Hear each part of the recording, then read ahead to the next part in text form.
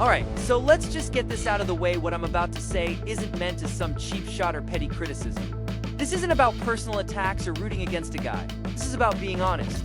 It's about looking at what's actually happening in Cleveland right now, at training camp, at OTAs, and asking ourselves the real questions. Because the reality is, Dillon Gabriel is a reflection of the system he's coming from. And that system? It's not the NFLC. He's a product of that wide-open spread offense, those college schemes that create space. Simplify reads, let quarterbacks thrive with 1 or 2 clean looks. And hey, I'm not knocking it. That system has turned a lot of guys into Saturday legends. But Sunday football? That's a different game entirely. In the NFL, windows are smaller, pressure comes faster, and those college concepts, they don't always translate unless you've got something special.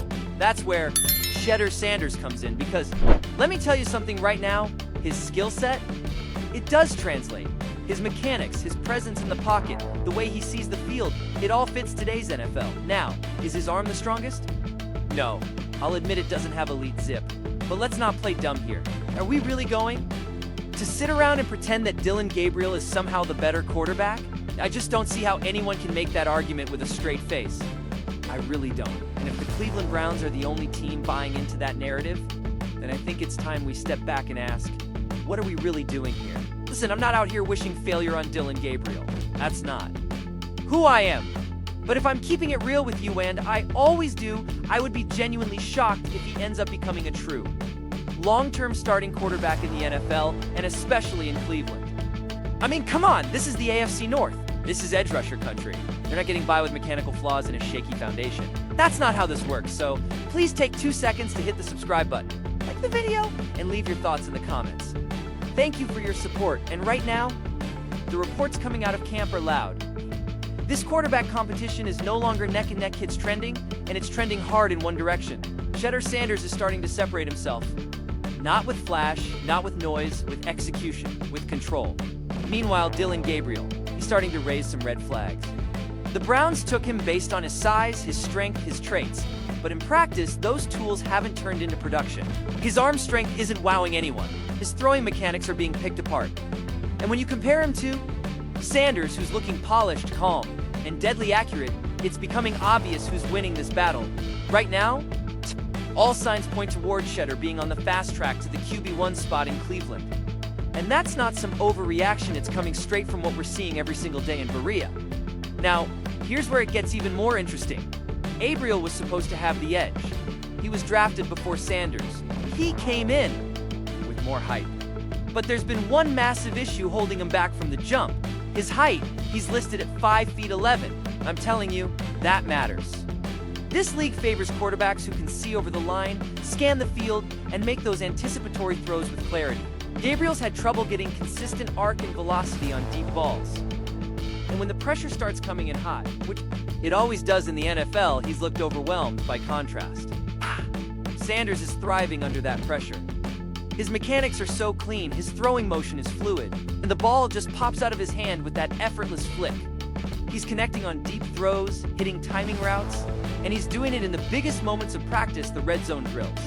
The third down reps, the 2-minute situations. Gabriel's game, on the other hand, is starting to feel like it's caving in under stress. There's this visible tension in his footwork.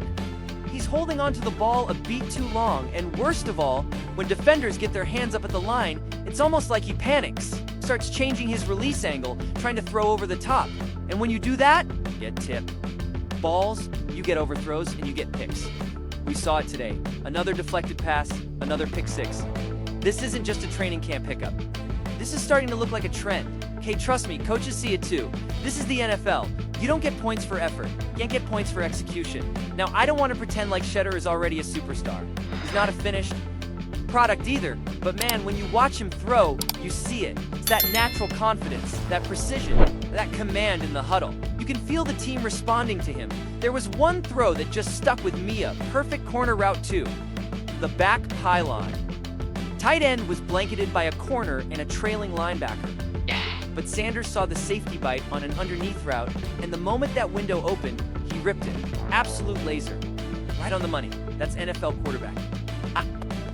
What scouts dream about on film, and the craziest part, was a 5th-round pick. This isn't a guy with a media machine hyping him up. This isn't a first-round face of a franchise name. But when you watch the practices, when you hear the chatter from players and coaches, he's got it. Behind the scenes, the rumors are wild. Word is the Browns front office didn't even want Gabriel all that badly. The pick might have been a political move, something to keep ownership at bay. Jimmy Haslam reportedly wanted Shedeur badly, but the coaching staff wasn't completely sold. So they grabbed Gabriel 2 rounds earlier, maybe as a way to pump the brakes. But now, all of that is out the window. Shedeur Sanders is taking the spotlight the old school way by earning it. He's not waiting for permission. He's taking the job 1 rep at a time. And the moment that really sealed it for me, it wasn't a touchdown. It wasn't even a play, really. It was a vibe. It was Shedeur and David Njoku on the sideline, talking, laughing, going over routes like they've been teammates for 5 years. That's trust. That's chemistry. Then boom, next play, Shedeur drops back, hits Njoku across the middle with a bullet. Perfect timing, perfect placement. That's not just good football, that's elite level understanding. That's 2 players locked in, and you put that kind of instinct between a tight end like Njoku with his size, speed, and toughness and a young quarterback like Sanders who throws with anticipation and calm under pressure. You're looking at game-breaking potential. Let's keep in mind, this guy was a 5th rounder. 5th round. But you'd never know it from the way he carries himself. You'd never know it from the way his teammates are starting to rally behind him. And based on everything I've seen from OTA's 2 minicamp, if this trajectory keeps going, I'm telling you, the Browns might have struck gold. He's not just competing, he's climbing.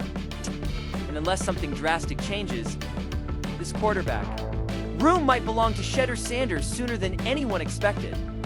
So please take 2 seconds to hit the subscribe button, like the video, and leave your thoughts in the comments. Thank you for your support.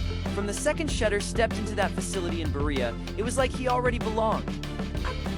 Not just talking about how he throws the ball, although, trust me, we'll get into that later.